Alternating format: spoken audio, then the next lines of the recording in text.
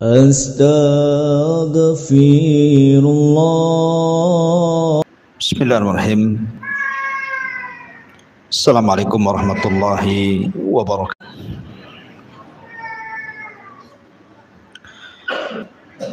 Alhamdulillah wassalatu wassalamu ala Rasulillah wa ala alihi wa sahbihi wa mawalah wa la hawla wa la quwata illa billahi wa ba'du. Alhamdulillah, di malam hari ini kali kita bisa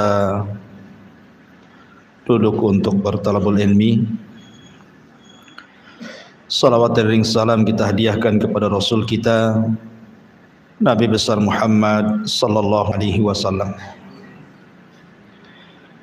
Kita lanjutkan kajian kita, masih membahas kitab Syarhus Sunnah li Imami Ahli Sunnati wal Jamaah Al-Imam Al-Barbahari rahimahullahu ta'ala.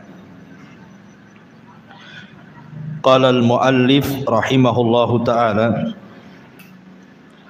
wa'lam anna al-ahwa'a kullaha radiyatun tad'u ila as-sayfi wa ardauha wa aqfaruha ar-rafidhatu wal mu'tazilatu wal jahmiyatu fa innahum yuriduna an-nasa ala ta'tili wa zandaqati. Ketahuilah, kata muallif rahimahullahu ta'ala, bahwa seluruh hawa nafsu seluruhnya tercela, mengajak kepada pertumpahan darah, dan yang paling buruk dan yang paling kufur adalah kelompok Rafidhah, kemudian Mu'tazilah dan juga Jahmiyah, karena sesungguhnya mereka menghendaki manusia untuk menghapus nama dan sifat bagi Allah dan juga mendorong kepada perbuatan zindik.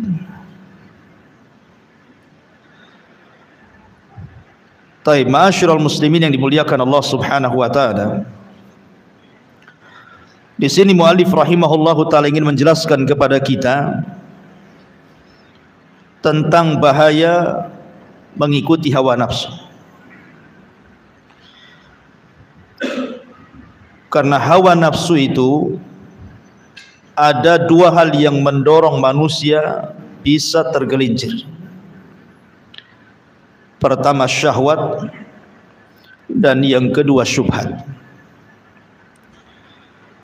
Tetapi yang dikehendaki muallif rahimahullahu taala di sini adalah hawa nafsu yang mendorong kepada perkara syubhat. Karena perbedaan syubhat dengan syahwat itu, kalau syubhat merusak agama, merusak akidah dan pemikiran, keyakinan dalam agama. Tapi kalau syahwat itu merusak akhlak. Jadi di sini yang dikehendaki adalah dorongan syubhat pada hawa nafsu. Kemudian beliau mengatakan, kenapa demikian? Karena tad'u ila sayfi. Terkadang hawa nafsu yang berbentuk syubhat itu mendorong manusia untuk melakukan pertumpahan darah dengan pedang. Maksudnya isyarat muallif rahimahullahu taala ingin membantah siapa? Kelompok Khawarij. Kalau diistilahkan saib pedang, artinya kelompok yang pertama kali yang muncul adalah kelompok yang suka menumpahkan darah, mereka lah Khawarij. Inilah yang kita akan bahas di malam hari ini. Walaupun pembahasan ini sering saya ulang-ulang, tetapi tidak masalah karena bahayanya kelompok Khawarij ini. Kenapa kita katakan bahaya? Karena tidak berhenti di masa keluarnya saja. Walaupun mereka sudah diperangi dari zaman para sahabat Rasul tetapi akar akidahnya sampai tertancap pada anak-anak muda hari ini, bahkan sampai kiamat. Karena terakhir orang-orang Khawarij itu akan menjadi para pengikut Dajjal. Artinya Khawarij itu tidak bisa dimusnahkan. Setiap dimusnahkan ada lagi generasinya, setiap dimusnahkan ada lagi generasinya, dan yang terakhir menjadi para pengikut Dajjal. Ma'asyiral muslimin, saya akan sebutkan beberapa hadis tentang Khawarij, kemudian sejarah-sejarah yang berkaitan dengan Khawarij, termasuk sifat-sifatnya. Karena kita tahu bahwa para ulama salaf apabila membahas tentang firqah-firqah dalam Islam, kemudian mereka sampai kepada membahas Khawarij, maka mereka sampai mengarang kitab berjilid-jilid hanya untuk menjelaskan kesesatan Khawarij saja. Dan berbeda ketika para ulama melewati firqah-firqah yang lainnya. Kenapa semangatnya para ulama apabila membantah Khawarij itu sampai mengarang berjilid-jilid kitab? Karena firqah ini adalah firqah satu-satunya yang muncul sejak zaman Nabi masih hidup. Jadi Nabi masih hidup, kelompok ini sudah ada. Berbeda dengan kelompok-kelompok sempalan Islam yang lainnya, itu muncul setelah Nabi meninggal. Tapi satu-satunya kelompok yang muncul di masa Rasulullah adalah kelompok Khawarij. Lebih daripada itu, tidak ada satupun kelompok sempalan yang sesat dalam Islam yang diriwayatkan begitu banyak kabarnya melebihi Khawarij. Hadis-hadis tentang Khawarij itu mencapai hampir 20 lebih hadis, dan semuanya sahih, menceritakan tentang sifat-sifatnya. Berbeda dengan firqah-firqah yang lain, tidak disyaratkan, kecuali mungkin Qadariyah lah. Rasul pernah mengatakan bahwa Qadariyah itu majusinya umat ini. Tetapi hadis-hadis seputar Khawarij ini banyak sekali, menunjukkan bahwa banyaknya hadis yang menceritakan tentang bahaya Khawarij dari lisan Rasul karena bahayanya kelompok ini. Ma'asyiral muslimin yang dimuliakan Allah Subhanahu wa taala. Hadis yang pertama, hadis dari Abi Sa'id Al-Khudri radhiyallahu anhu. Beliau menceritakan, ba'atha Ali bin Abi Talib ila Rasulillah sallallahu alaihi wasallam minal Yamani bidhuhaibati fi adimin maqrudin lam tuhassal min turabiha. Suatu ketika Ali radhiyallahu an pernah mengirim batangan-batangan emas kepada Nabi sallallahu alaihi wasallam dengan wadah dari kulit yang disepuh dengan daun, dan emas itu belum dibersihkan dari tanah tambangnya. Kemudian dikatakan, faqasamaha baina arba'ati nafar. Maka beliau sallallahu alaihi wasallam membagi ke 4 orang saja. Yang pertama kepada Uyainah ibn Hisni, yang kedua kepada Aqra ibn Habis, yang ketiga kepada Zaid al-Khail, dan yang keempat kepada Al-Qamah ibnu Ulathah. Tiba-tiba kemudian seorang bangkit dan bicara di hadapan Rasul dan mengatakan, kunna nahnu ahaqqu bihadza min haula. Rasul, harusnya kami yang berhak mendapatkan emas itu dibandingkan mereka-mereka ini. Kemudian Nabi SAW membantah mereka dengan mengatakan, ala ta'manuni wa ana aminun man fis sama, ya'tini khabarus sama sabahan wa masa'an. Maka Nabi SAW mengatakan, apakah kalian akan mencelaku? Padahal aku adalah manusia kepercayaan zat yang berada di atas sana. Padahal wahyu dari langit datang kepadaku siang dan malam. Tiba-tiba kemudian berdirilah seseorang, rajulun ghairul ainaini musriful wajnataini nasijul jabhataini kathulihyataini makhluqur ra'si musyammarul izar. Lihat ciri-cirinya orang ini. Tiba-tiba kemudian berdiri seorang laki-laki yang matanya cekung, pipinya menonjol, dahinya ke depan, janggutnya lebat, kepalanya gundul, dan sarungnya tersampir, artinya terikat. Kemudian dia mengatakan, ya Rasulullah, ittaqillah, Rasul bertakwalah kau kepada Allah. Orang ini menasihati Rasul gara-gara Rasul membagikan harta-harta itu kepada 4 orang ini dan mengatakan, Rasul bertakwa kau kepada Allah. Lihat bagaimana sifat orang yang mencela Nabi ini. Ini bukan sifat orang biasa.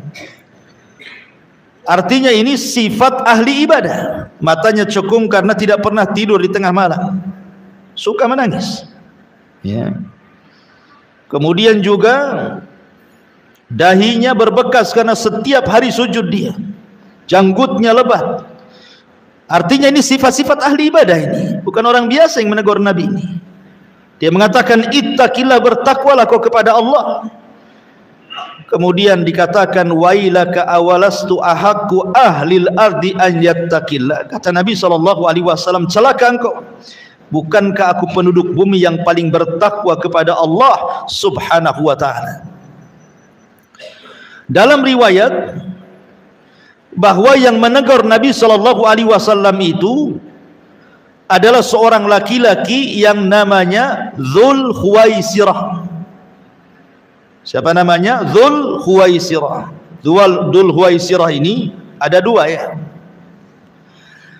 Ada Dzul Khuwaisirah al-Yamani, orang Yaman. Itu orang Badui yang pernah kencing di masjid.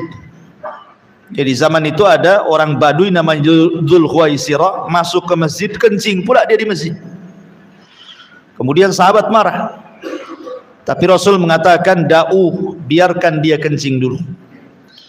Kemudian sahabat pergi, Rasul mendekati Dzul Khuwaisirah ini, Al-Yamani ini, kemudian menasihati bahwa masjid ini bukan tempat kencing, tapi tempat solat, tempat zikir dan baca Quran.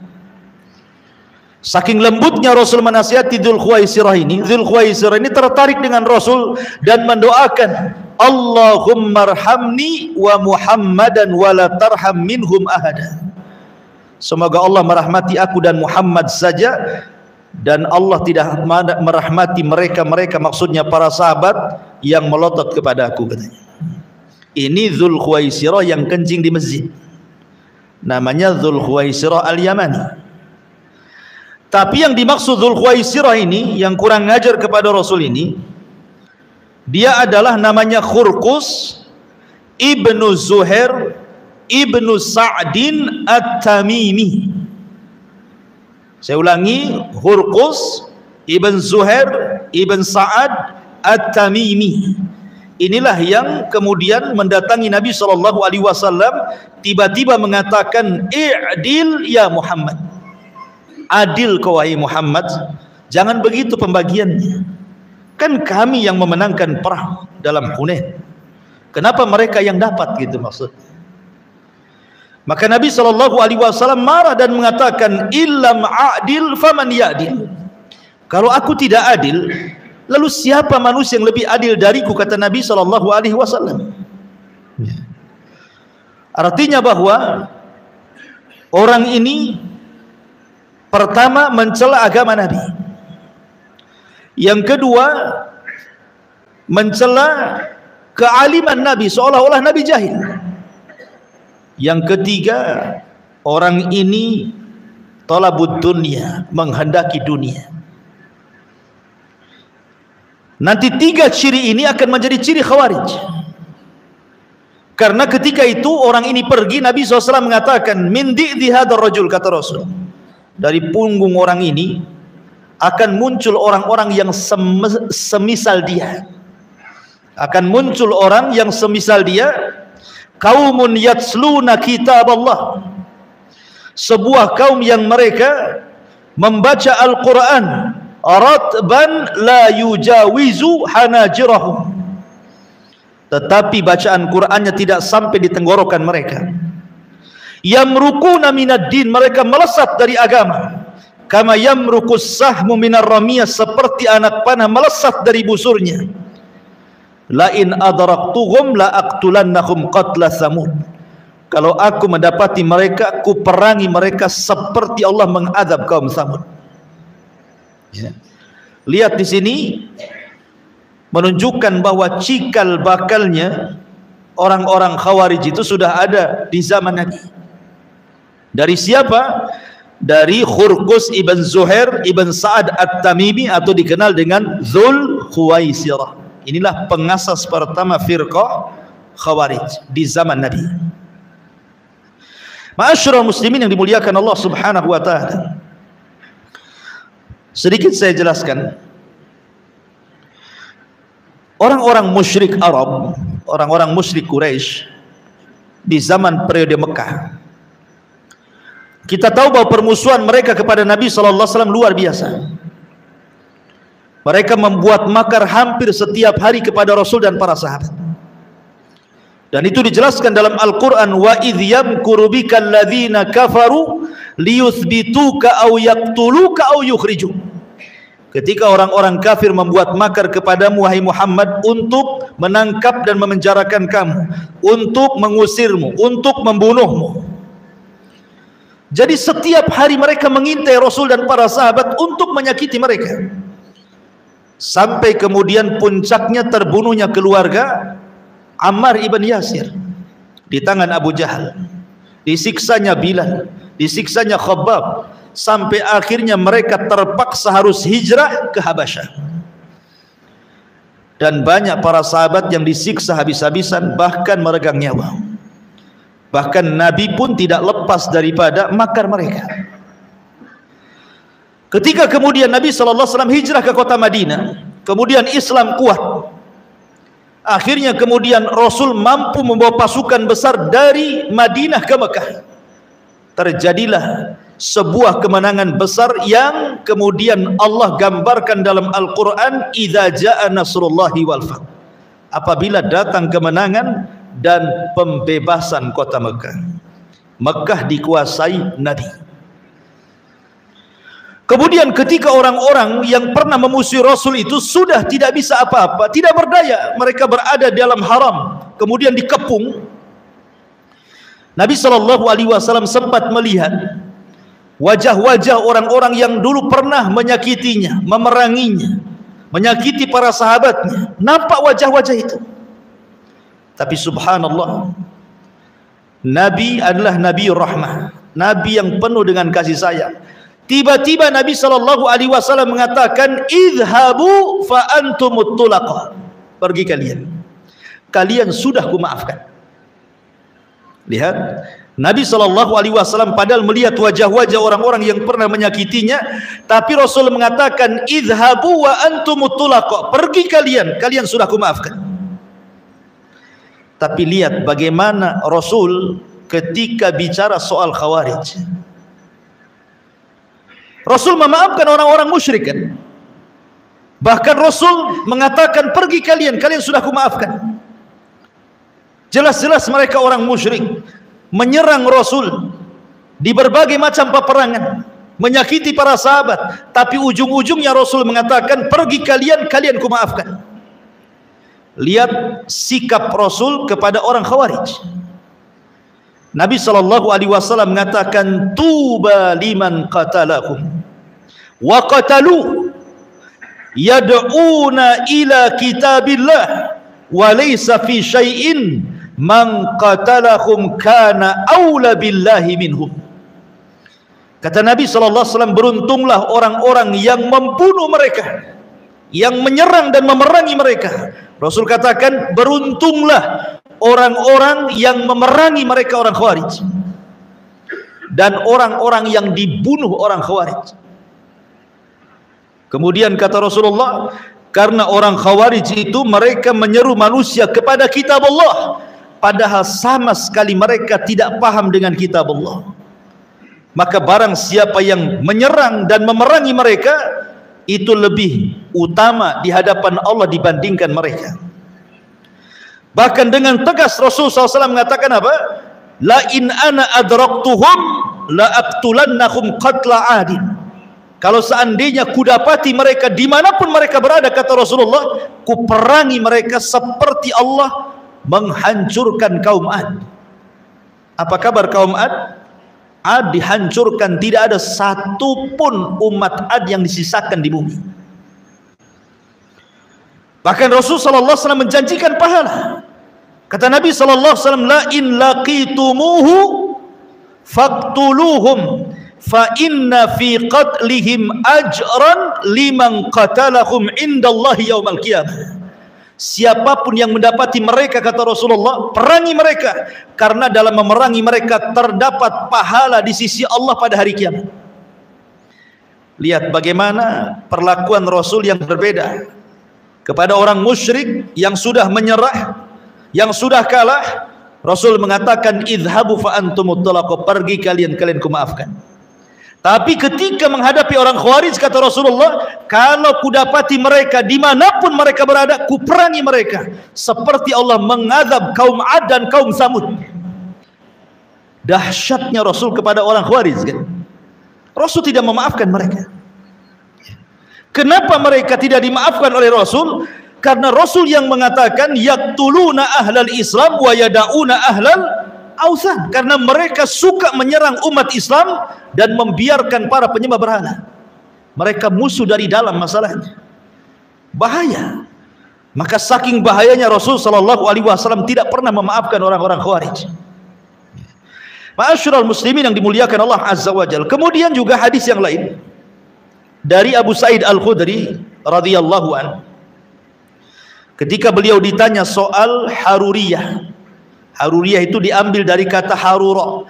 Harura itu satu tempat desa yang ada di ujung Kufah. Disitulah berdiri organisasi Khawarij, di Harura. Jadi Abu Sa'id Al-Khudri ditanya tentang Haruriyah. Maka kemudian beliau menjawab, aku tidak tahu tentang Haruriyah, tetapi kata Abu Sa'id Al-Khudri, aku pernah mendengar Rasul bersabda.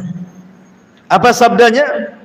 Yakhruju fi hadhil ummati walam yakul minha qaumun tahkiruna salatakum ma'a salatihim yaqra'una al-Qur'an la yujawizu huluqahum aw hanajirahum yamruquna minad din muruqas sahmi minar ramiyah. Akan keluar dari umat ini, beliau tidak mengatakan di antaranya satu kaum yang kalian menganggap remeh solat kalian dibandingkan solat mereka, bacaan Quran mereka dibandingkan bacaan Quran kalian, tetapi mereka membaca Quran tidak melewati kerongkongan mereka, dan mereka keluar dari agama bagaikan anak panah melesat dari busurnya. Menunjukkan, lihat bagaimana orang-orang Khawarij ini nampaknya mereka ahli ibadah. Solatnya lebih hebat dibandingkan solat kita, puasanya lebih hebat dibandingkan puasa kita, baca Qurannya lebih hebat dibandingkan baca Quran kita. Tapi Rasul mereka mengatakan mereka keluar dari agama seperti anak panah melesat dari busurnya. Seolah-olah apa? Merusak citra Islam. Ya. Karena bahayanya orang-orang Khawarij itu, karena seolah-olah mereka sedang menghiasi Islam, padahal mereka sedang merusak Islam. Karena zahirnya mereka baik, tetapi akidahnya rusak. Akidahnya rusak sampai-sampai Rasul mengatakan melesat dari agama seperti melesat anak panah dari busurnya. Ma'asyiral muslimin yang dimuliakan Allah Azza wa Jalla, bahkan saking bahayanya Nabi SAW sampai bersabda dari hadis yang dikeluarkan Imam Tirmidzi dari Abu Umamah Al-Bahili radhiyallahu an, kata Rasul sallallahu alaihi wasallam ketika mensifati orang-orang Khawarij, kilabun nar syarru qatla tahta adimis sama khairu qatla man qataluhu.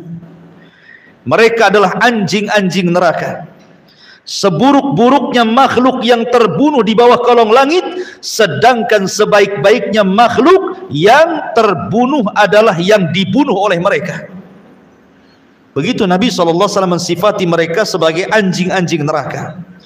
Bahkan dalam hadis Abu Barzah radhiyallahu anhu dia berkata, Nabi bersabda, la yazaluna yakhrujuna hatta yakhruja akhirahum, wa fi riwayah hatta yakhruja akhirahum ma'al masihid dajjal.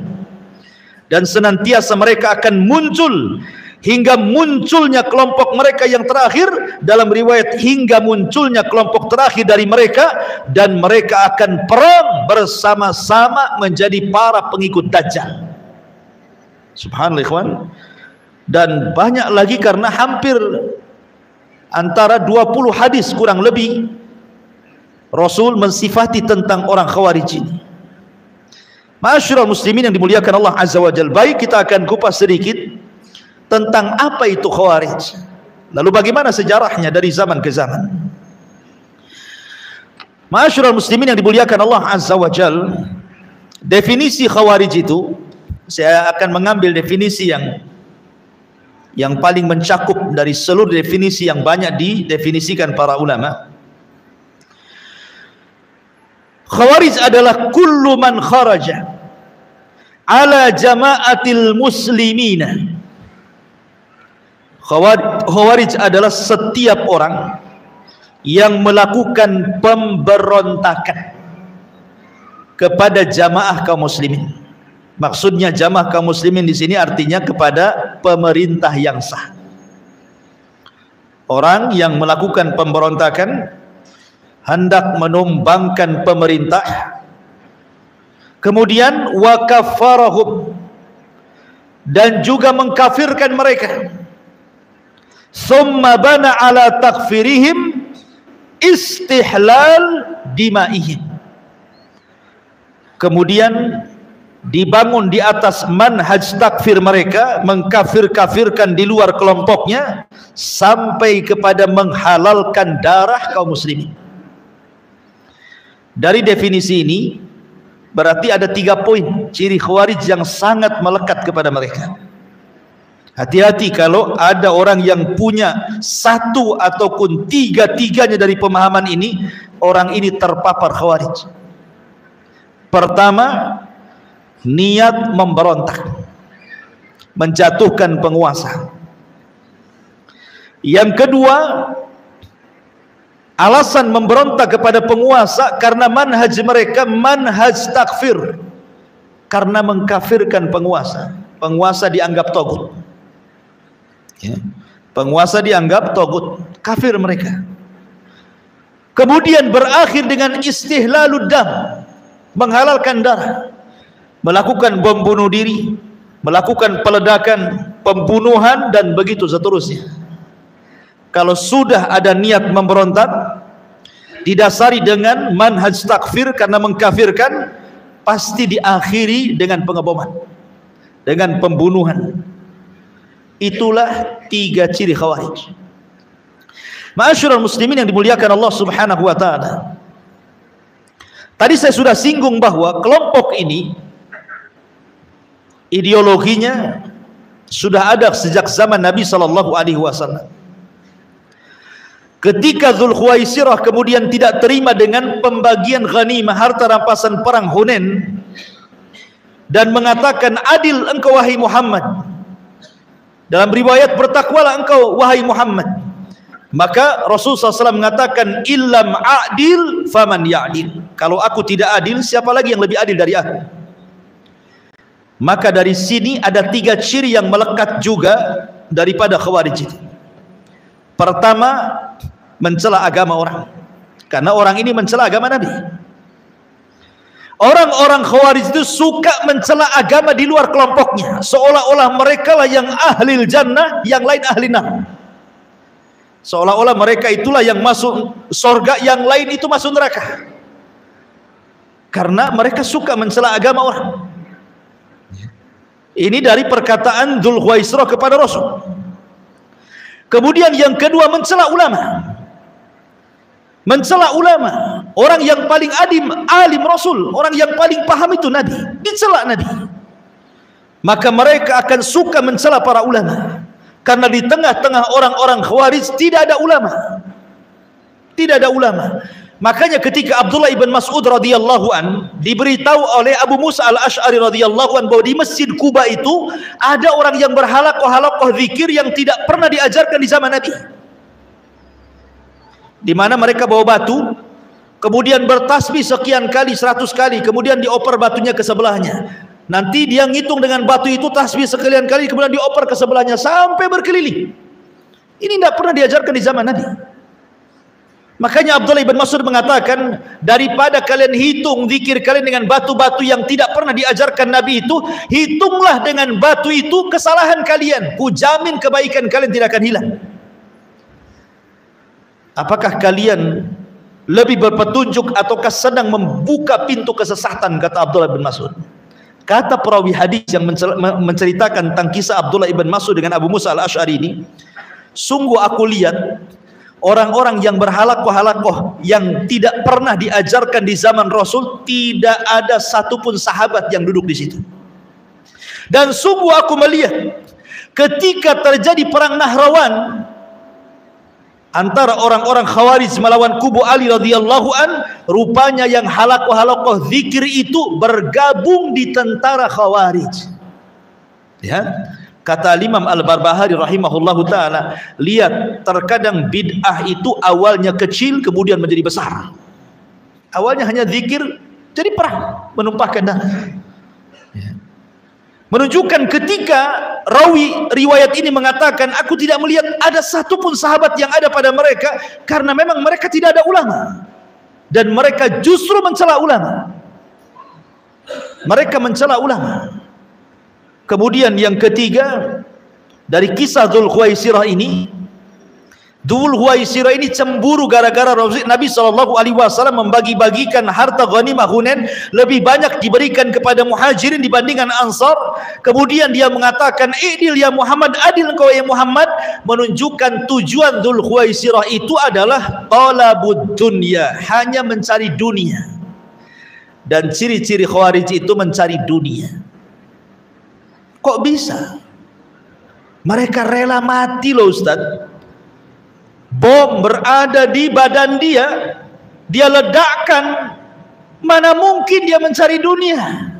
Kalau ada orang ngomong gitu ya, gimana bantahannya? Kita katakan, ada seorang alim di zaman tabi'in, bahkan boleh dikata sayyidut tabi'in, pemimpinnya para tabi'in, namanya Hasan al-Basri rahimahullahu ta'ala. Hasan al-Basri rahimahullahu ta'ala ditanya soal Khawarij. Ketika Hasan al-Basri mengatakan orang-orang Khawarij itu kharaju li ajli dunya, mereka keluar karena dunia.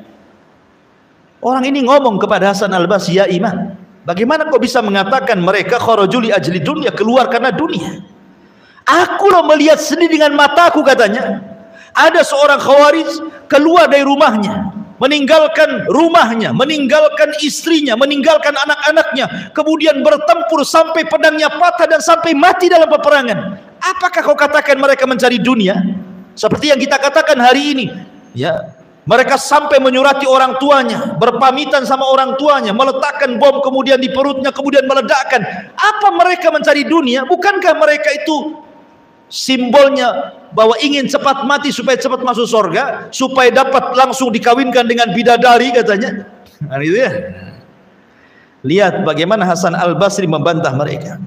Saya katakan, kata Hasan al-Basri kepada kalian, amana'akum al-imamus salata, Amana'akum al-imamu al-hajja, amana'akum al-imamu as-siyama, amana'akum al-imamu al-ibadat. Saya tanya kepada kalian, kalian memberontak kepada pemerintah, tidak suka dengan pemerintah, tidak suka dengan jamaah kaum muslimin. Saya tanya kalian, apakah pemerintah melarang kalian sholat? Jawab, tidak. Apakah pemerintah melarang haji? Tidak. Apakah pemerintah melarang kalian puasa? Tidak juga. Apakah pemerintah melarang ibadah-ibadah yang lainnya merupakan syiar-syiar Islam seperti azan, id dan yang lainnya? Tidak. Kemudian Hasan Al-Basri, artinya sorga di hadapan kalian. Lalu buat apa kalian kemudian mengacau pemerintah? Kalau pemerintah tidak melarang sholat, tidak melarang zakat, tidak melarang puasa, tidak melarang ibadah, bukankah kita hidup untuk ini? Lalu untuk apa kalian memberontak, melakukan pemboboman di sana sini? Kalau bukan tujuan dunia, apa maknanya? Kalau tujuan akhirat, akhirat di depan kita. Kita sholat bisa, puasa bisa, id bisa, baca Quran bisa. Apa yang mencegah kalian untuk melakukan pengeboman? Bukankah inilah yang diperintahkan Allah? Dari sini menunjukkan bahwa sifat orang-orang Khawarij itu sedikit-sedikit karena mereka bicara tentang tahkim. Menurut mereka itu bahwa syariat Islam itu hanya berkisar soal urusan hakimiyah, soal urusan pemimpin yang tidak melakukan hukum Allah itu saja. Mereka menganggap bahwa kalau pemimpin itu tidak menerapkan hukum potong tangan, hukum rajam, hukum cambuk, berarti pemimpin itu tauhid. Orang Khawarij itu kemana-mana kalau bahas tuh ngalor ngidul, ujung-ujungnya ke situ. Ujung-ujungnya bicara soal pemimpin yang tidak menegakkan syariat Islam. Maksudnya syariat Islam itu menurut orang-orang Khawarij bukan yang dimaksud kita. Syariat Islam menurut mereka itu maksudnya hanya bicara soal hukum hudud. Ya, soal hukum potong tangan, soal rajam, soal cambuk, itu saja yang 3 lembar dalam kitab fikih itu. Sementara syariat Islam itu kan banyak, termasuk keamanan negara itu syariat Islam. Ketika kalian mengacaukan sebuah negara, kalian tidak sedang menjalankan syariat Islam. Salat syariat Islam, puasa syariat Islam, menjaga darah kaum muslimin syariat Islam. Kalian justru membunuh darah kaum muslimin. Syariat Islam itu mencakup semuanya, bukan hanya sebatas hukum hudud. Ya. Ma'asyiral muslimin yang dimuliakan Allah Subhanahu wa taala, maka dari sini kita tahu bahwa sebenarnya mereka itu sedang mencari dunia, bukan mencari akhirat. Ini penegasan daripada siapa? Hasan Al-Basri. Dan kaidah Hasan Al-Basri ini umum kepada semua, bukan hanya orang Khawarij saja.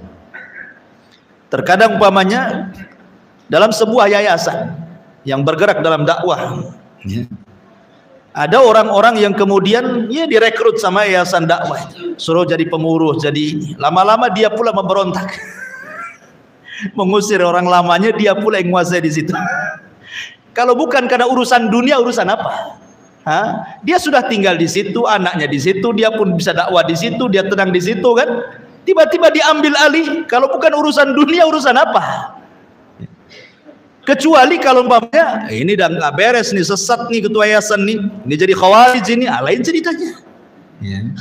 Ma'asyiral muslimin, ini kaidah semuanya masuk. Ke masalah masjid, ke masalah yayasan, ke masalah semua masuk.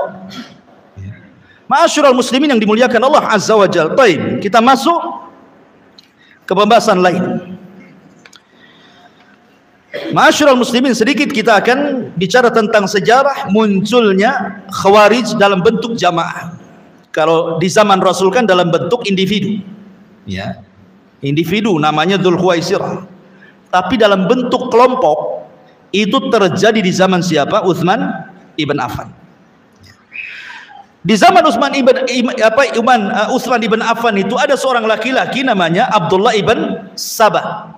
Abdullah ibn Sabah al-Himyari al-Yamani as-San'ani, orang Yahudi yang pura-pura masuk Islam di zaman Utsman. Dialah yang kemudian menjadi provokator utama terbentuknya firqah Khawarij dalam bentuk jamaah. Dia karena tidak bisa mempengaruhi orang Hijaz, maksudnya Hijaz itu Mekah dan Madinah, Maka dia berangkat ke Mesir, berangkat ke Syam, ke Kufah, ke Basrah, mulai membuat fitnah tentang Utsman ibn Affan, mulai mengkritik tentang Utsman ibn Affan.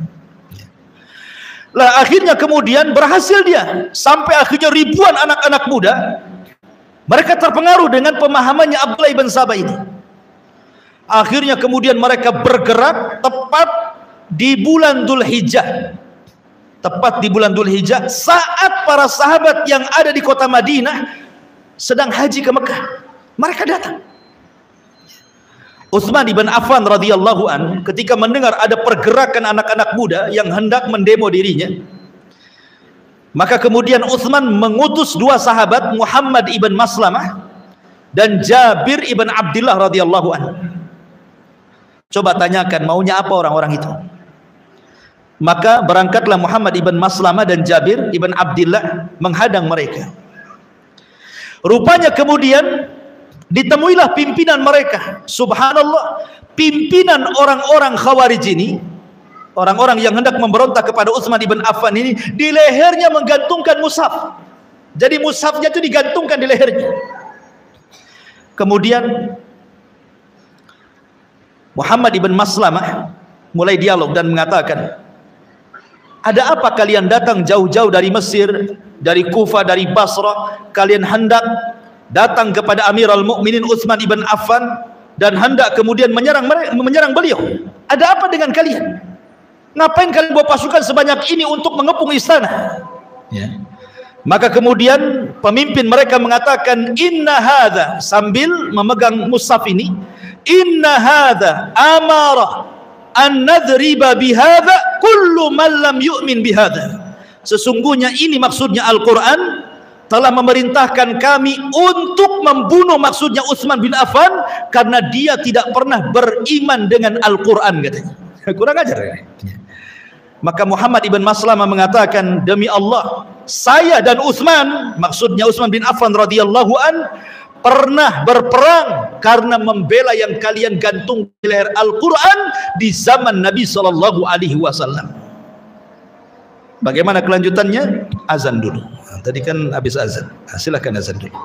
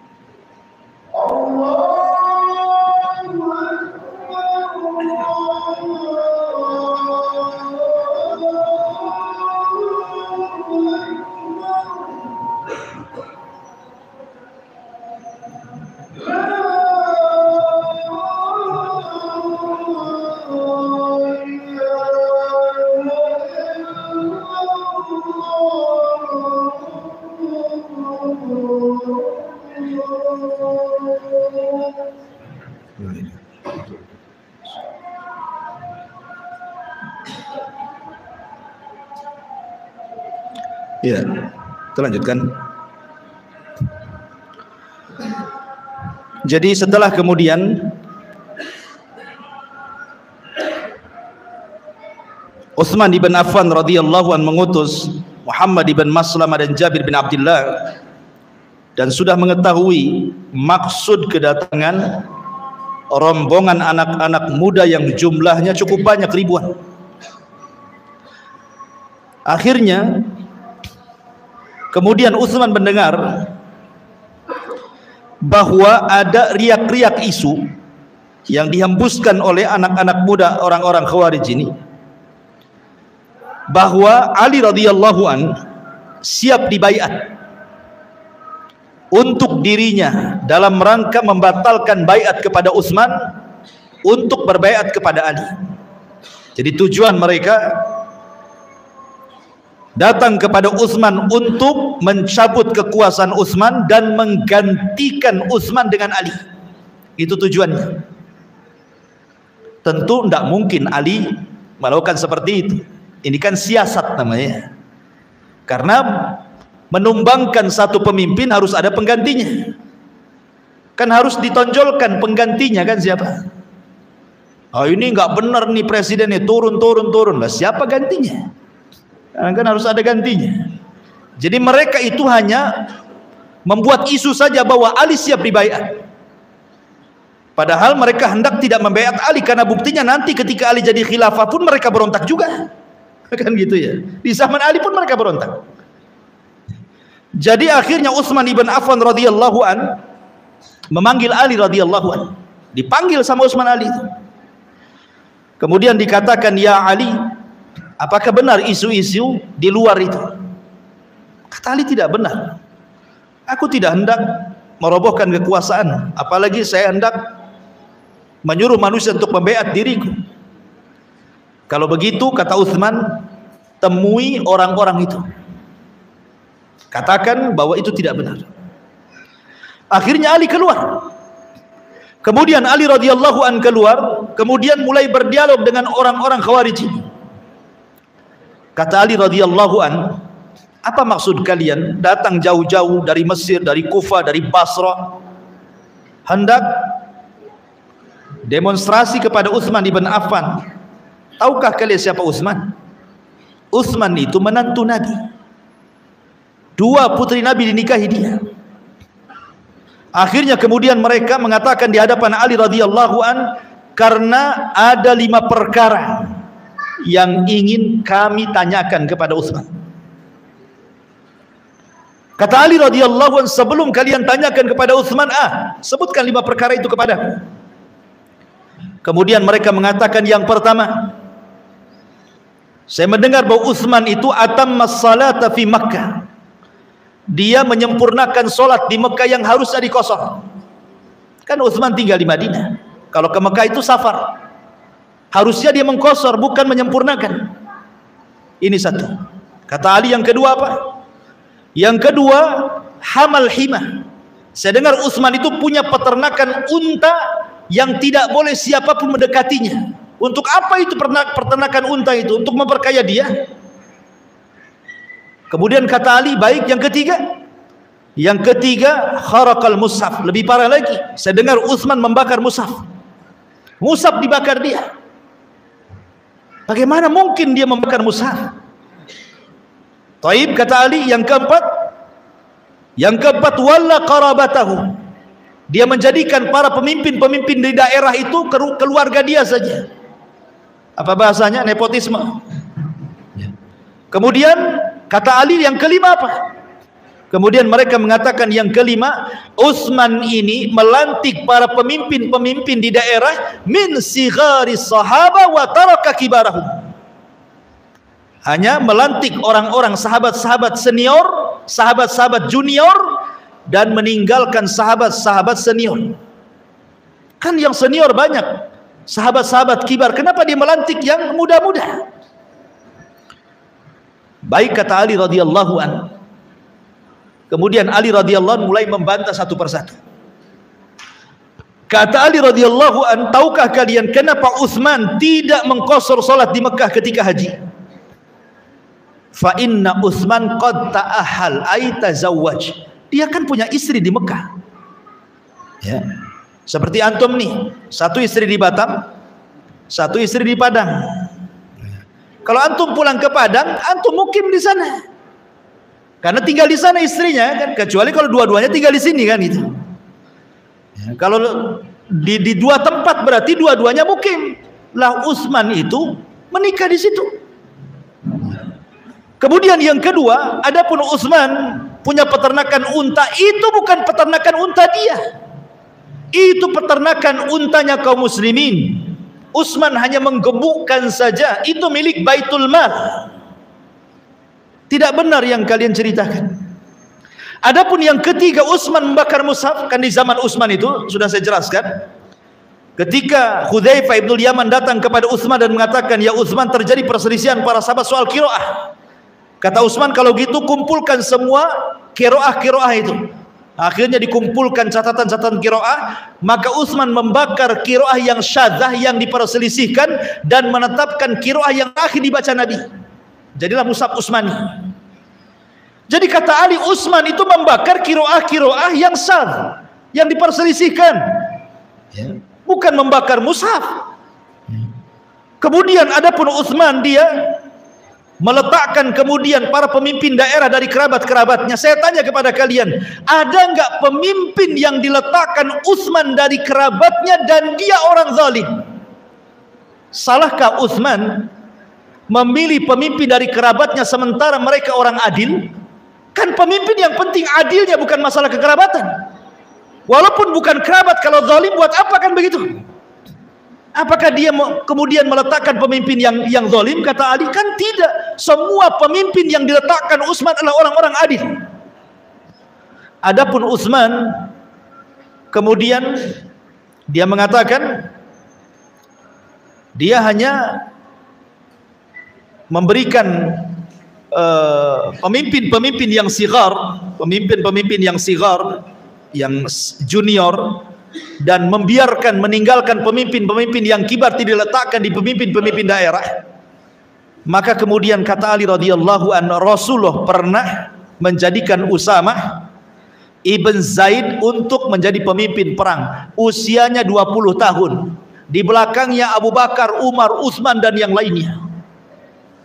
Kemudian juga Rasul pernah memerintahkan Attab ibn Usaid, umurnya juga 20 tahun, sementara di belakangnya para sahabat Nabi SAW. Jadi apa yang salah dengan Utsman?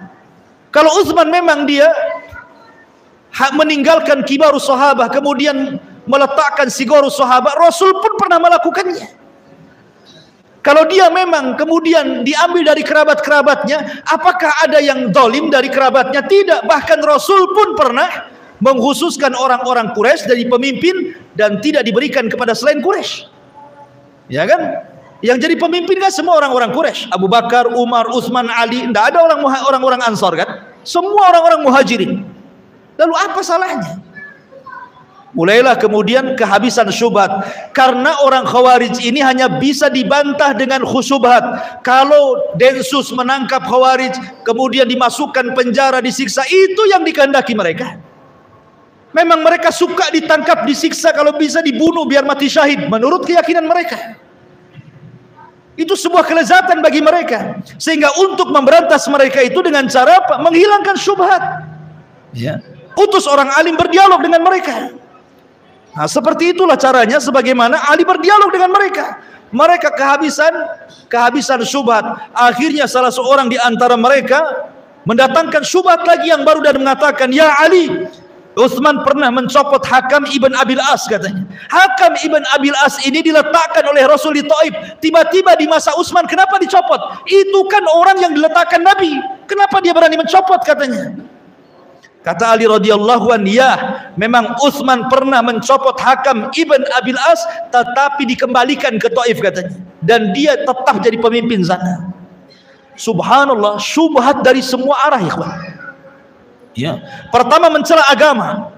Utsman mencela salat, kan mencela agama namanya. Ya. Kemudian mencela kerajaan. Bahwa Utsman ini nggak becus mengurus kerajaan, mengurus negara ini nggak becus ya. Masa kerabatnya ini Oh, mulai dianggap nggak becus tuh. Ya. Kemudian juga masalah apa? Masalah mushaf lagi. Jadi Utsman itu diserang dari semua segi gitulah. Dan memang begitu biasanya orang-orang yang menjatuhkan pemerintah itu, dia harus punya syubhat yang banyak. Nah, kalau nggak punya syubhat yang banyak nanti ditanya, ngapain kau demo mau meruntuhkan penguasa? Ada apa dengan penguasa kan gitu? Bingung dia. Oh, karena saya dibayar pakai nasi bungkus. Lain ceritanya. Masa alasannya dibayar nasi bungkus? Kan harus jelas kan gitu ya alasannya ya. Lihat orang-orang Khawarij ini alasannya macam-macam. Ya.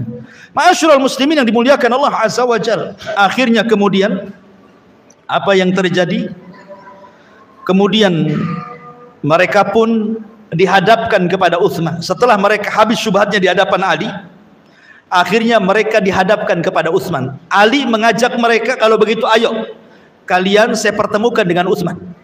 Datang anak-anak muda ini, akhirnya berjumpa dengan Utsman bin Affan. Naik Utsman bin Affan ke atas mimbar. Utsman sudah tua, usianya 84 tahun, bayangkan. Sudah tua. Ya. Naik dia ke atas mimbar. Ya. Kemudian kata Utsman ibn Affan radhiyallahu an ingin menjelaskan kepada orang-orang Khawarij itu siapa dia dan kedudukannya di hadapan Nabi. Kata Utsman ibn Affan radhiyallahu dia mengatakan, "Afikum Ali?"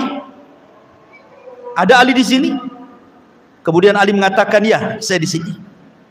"Afikum Talha?" Maksudnya Talha ibn Ubaidillah. Apakah di antara kalian ada Talha? Tiba-tiba mengatakan, "Saya Talha."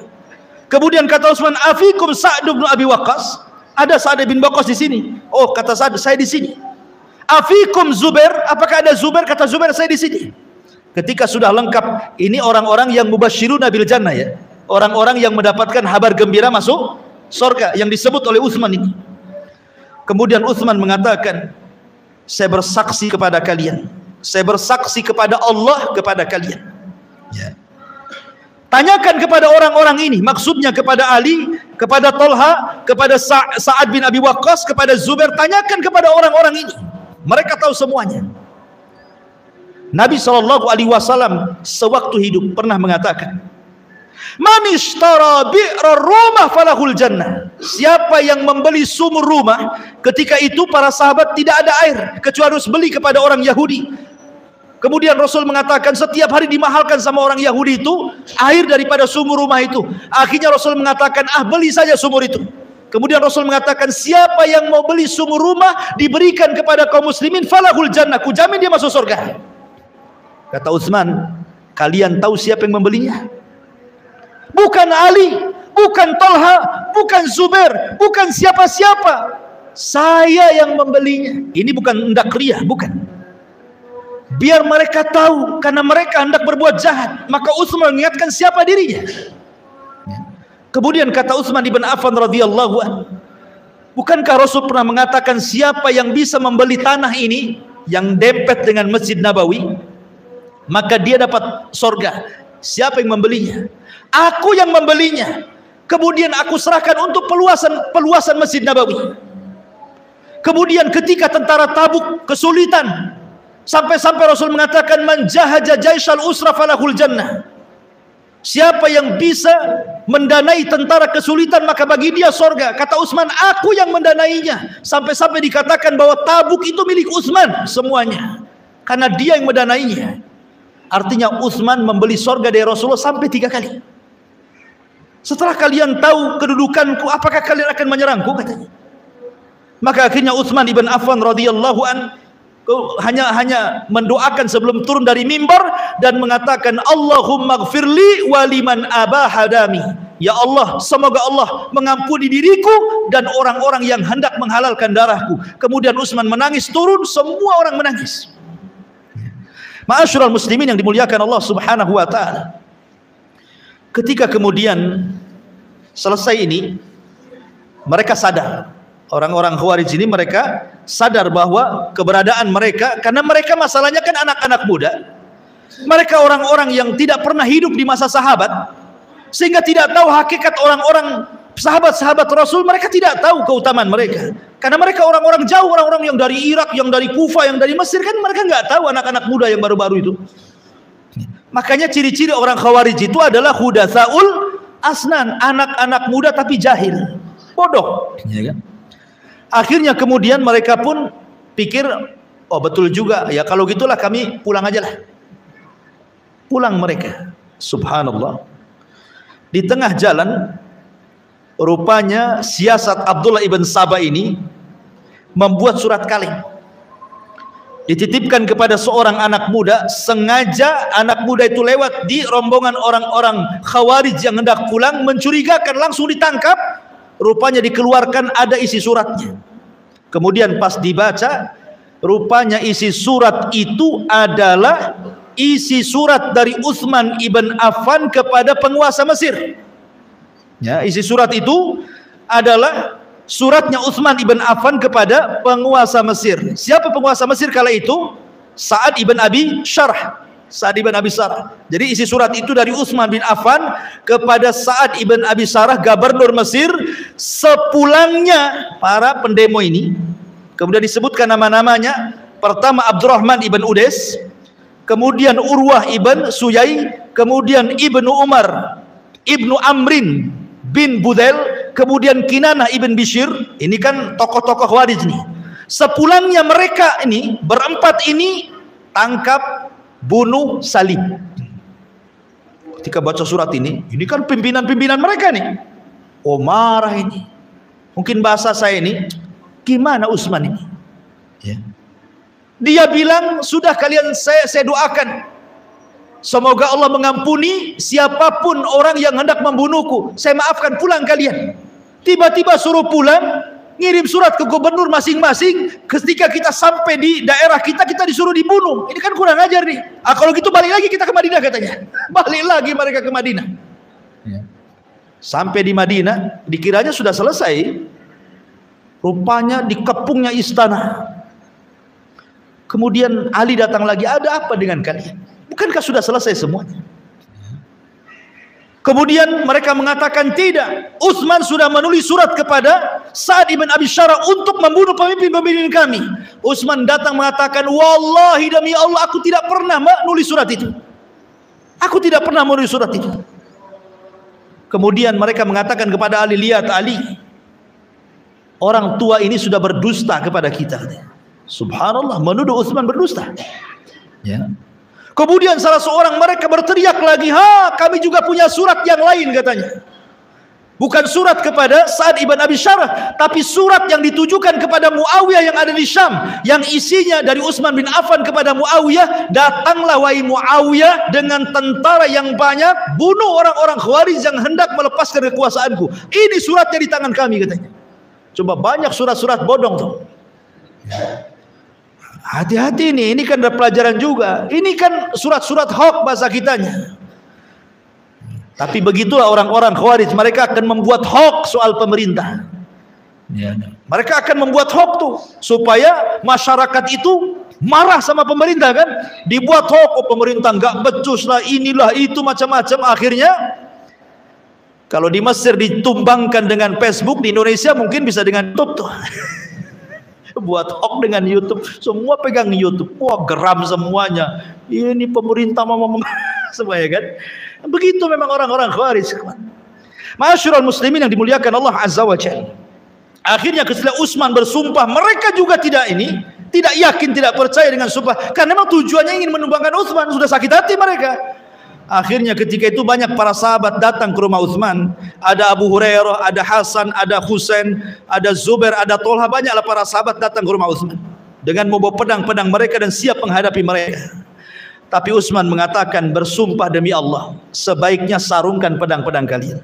Ini urusan aku dengan mereka. Ini urusanku dengan mereka. Pulang kalian.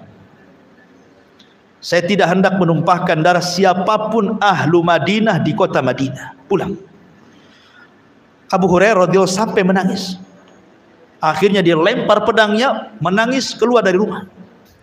Karena dia tidak bisa apa-apa. Utsman tidak mau dibela. Ya. Ketika di dalam rumah itu tidak ada sahabat satupun kecuali Utsman dan istrinya, mulailah orang-orang ini menakuti orang-orang kota Madinah. Bayangkan, karena ketika itu tentara tidak ada, sedang haji semua. Yang kedua, kekuatan tentara kaum muslim itu semua ada di Syam, ada di Di Gubernur Muawiyah sana kan pusat kekuatan kaum muslimin kan di Syam. Ya, Madinah itu hanya ibu kota saja. Dan ketika itu kan di musim haji, orang sedang haji, di Madinah kosong, nggak ada orang. Sementara ini orang-orang Khawarij ribuan datang dari daerah-daerah gitu ya, sampai mengancam penduduk Madinah, sampai ketakutan. Siapa yang keluar dari rumahnya tidak aman, siapa yang tetap di rumahnya dia aman. Sampai semua ahli Madinah mengunci semua di rumah-rumah mereka. Rumah Utsman dikepung oleh orang-orang Khawarij. Akhirnya dibakar pintunya, masuklah orang Khawarij ke rumah Utsman ibn Affan radhiyallahu anhu. Ma'asyiral muslimin, muliakan Allah azza wa jalla, malam hari sebelum besoknya Utsman terbunuh, Utsman ibn Affan radhiyallahu anhu sempat bermimpi dalam mimpinya dia sedang berpuasa. Kemudian dia berjumpa dengan Rasul, Abu Bakar dan Umar dalam mimpinya. Kata Nabi SAW, "Ya Utsman, a'atosh, apakah engkau haus wahai Utsman?" Kata Utsman, "Iya wahai Rasul." "Atakhaf ya Utsman, apakah engkau takut wahai Utsman?" Kata Utsman, "Iya wahai Rasulullah." "Kalau begitu engkau besok berbuka denganku di sini." Kemudian Utsman terperanjat. Dia mimpi seperti itu, bahwa dia besok akan berbuka bersama Nabi. Maka dia pun terbangun. Rupanya orang-orang Khawarij sudah berhasil masuk ke dalam rumah. Ketika orang-orang Khawarij sudah masuk ke dalam rumah itu, rupanya ma'asyiral muslimin yang dimuliakan Allah azza wa jalla, ada seseorang yang tiba-tiba langsung memukul Utsman ibn Affan radhiyallahu an dengan gagang besinya, Kinanah ibn Bishr. Ketika itu Utsman mengatakan, "La haula wala quwata illa billah, wallahi inni tawakkaltu 'ala Allah." Utsman ibn Affan radhiyallahu mengatakan, "Kalian itu sebenarnya hendak apa kemari? Mau kalian itu apa?" Maka orang-orang mengatakan, "Kami hanya kemari untuk engkau memilih dua pilihan," katanya. "Pilihan yang pertama, turun dari kekuasaanmu. Pilihan yang kedua, darahmu. Kalau tidak kami bunuh." Kata Utsman ibn Affan radhiyallahu anhu, "Itu yang kalian kehendaki?" Tidak. Nabi SAW pernah mengatakan kepadaku, "Ya Utsman, la'allallaha yuqammisuka, semoga Allah suatu ketika memasangkan qamis, maksudnya pakaian kepadamu. Barang siapa yang datang hendak mencopotnya, jangan kau copot." Artinya kinayah daripada bahwa engkau akan menjadi penguasa. Kalau ada orang yang datang hendak merobohkan kamu, jangan kau mau, gitu maksudnya. Rasul pernah bersabda kepadaku, kalau ada orang yang hendak mencopot dari kekuasaanku, kata Rasul, jangan mau, aku tidak akan lepaskan kekuasaanku, kata Utsman. Kemudian mereka mengatakan, "Oh kalau gitu kami bunuh engkau," katanya. "Oh kalian mau membunuhku?" Nabi SAW pernah bersabda, "La yahillu damu mri'in muslim illa bi'ihda salasin, as-sayyibu zani, wan nafsu bin nafsi." Kemudian wattariku lidini al-mufariq lil jamaah. Kata Utsman, ingat Rasul bersabda, tidak halal kalian menumpahkan darah siapapun kecuali karena tiga perkara. Satu, karena seorang yang sudah menikah berzina. Dua, karena dia pernah membunuh jiwa. Tiga, karena dia murtad. Demi Allah, ma zanaitu fi jahiliyatin wal Islam. Aku tidak pernah berzina baik di zaman jahiliyah ataupun dalam Islam. Dan aku tidak pernah membunuh jiwa tanpa hak dibenarkan. Dan aku tidak pernah murtad sampai hari ini. Lalu apa hak kalian membunuhku? Nah, jadi Utsman sempat berdialog tuh di tengah-tengah, hampir meregang nyawa. Tetapi mereka tidak mendengar ucapan Utsman ibn Affan radhiyallahu an. Tetap saja kemudian mereka pun akhirnya membunuh Utsman dengan cara sadis. Utsman dibunuh di bulan Dzulhijjah, bulan hurum, saat manusia sedang haji. Yang kedua, Utsman dibunuh ketika dia sedang berpuasa dan akan berbuka bersama Nabi. Ketiga, Utsman terbunuh sedang membaca Al-Quran, fasayakfikahumullahu wa huwas samiul alim. Subhanallah, ya kan? Utsman mati syahid. Ya. Ma'asyiral muslimin, ketika kemudian kematian Utsman ini tersebar ke banyak para sahabat, ada seorang sahabat ma'asyiral muslimin yang namanya Sa'ad ibn Abi Waqqas. Sa'ad bin Abi Waqqas. Sa'ad bin Abi Waqqas ini, ingat Sa'ad bin Abi Waqqas ini mustajabud doa ya. Salah satu sahabat yang kalau berdoa mudah dikabulkan adalah Sa'ad bin Abi Waqqas. Itu mustajab doanya. Lah kebetulan Sa'ad bin Abi Waqqas itu tidak berada di Madinah ketika terbunuhnya Utsman itu. Dia di luar Madinah. Dia mendengar Utsman dibunuh, marah dia.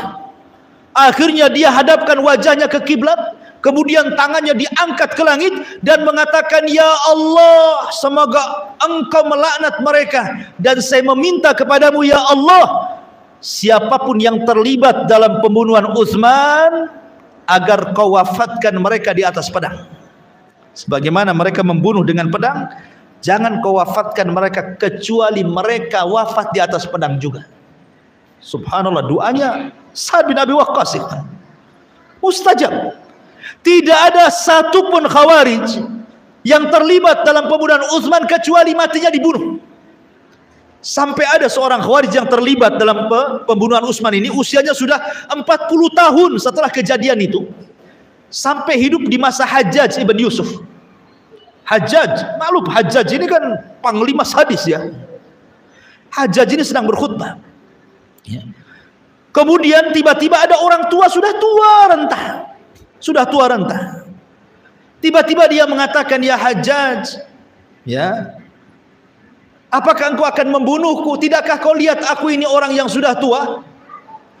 Kemudian Hajjaj mengatakan, "Siapa yang ngomong tadi?" Tiba-tiba orang tua itu mengatakan, "Saya." Rupanya dia adalah salah satu pemimpin Khawarij dalam pembunuhan Utsman itu. Maka Hajjaj mengatakan, "Engkau tadi yang mengatakan bahwa engkau sudah tua." Tidak, darah Utsman ada di punggungmu, katanya. Sini kamu.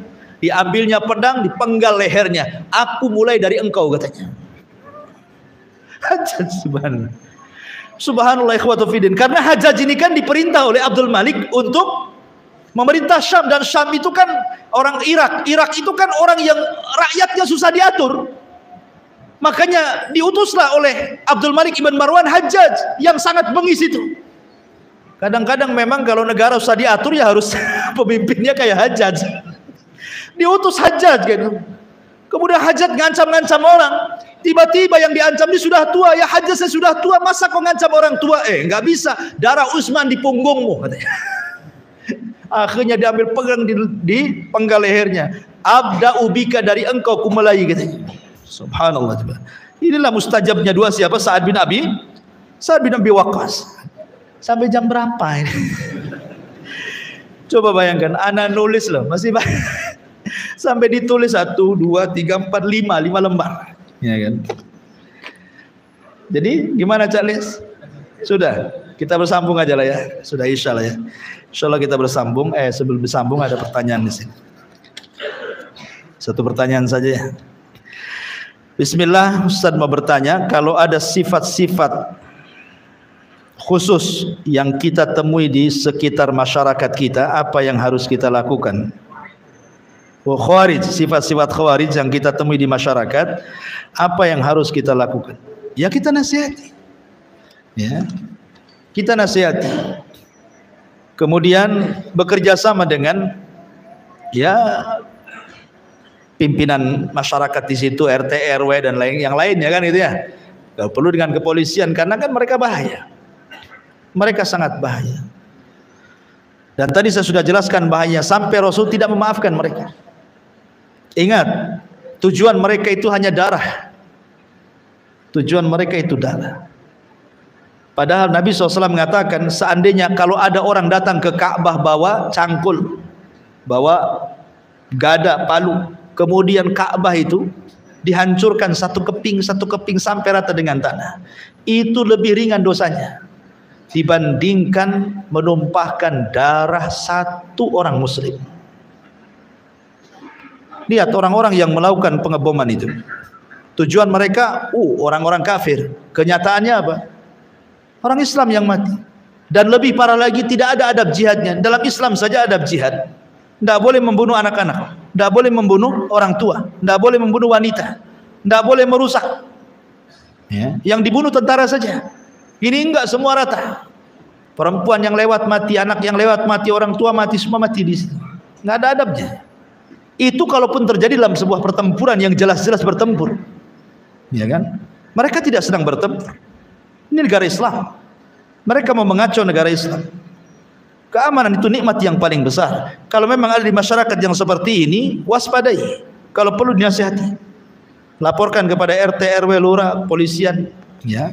Karena ini sangat bahaya. Wallahu a'lam. Ya, saya kira cukup kan. Sudah 7:30. Subhanallah bihamdika, asyhadu an la ilaha illa anta astaghfiruka wa atubu ilaik. Allahu ta'ala. Assalamualaikum warahmatullahi wabarakatuh.